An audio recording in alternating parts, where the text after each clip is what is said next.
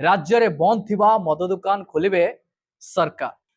70 गोटी बंद थिबा मद दुकान खोलिबाकू विभाग तरफरु दिया जाइछि अनुमति। 4टी नुआ ठिपिखुला मद दुकान और 3टी मद कारखाना खोलिबा पाए विभाग पाखरे अछि प्रस्ताव। विधायक अखिल चंद्र नायकों प्रश्न रे अबकारी मंत्री पृथ्वीराज हरिचंदन एही उत्तर देइचंती।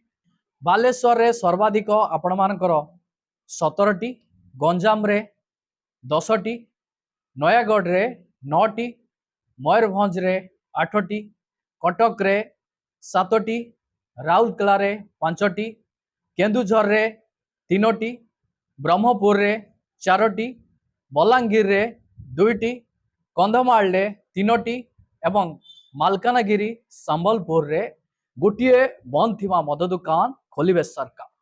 सेहीपरि पुरी रे 3टी और भुवनेश्वर रे गोटे नुआ ठिपिखुला मद दुकान खोलिबा पाए विभाग पाखरे रहिछि प्रस्ताव।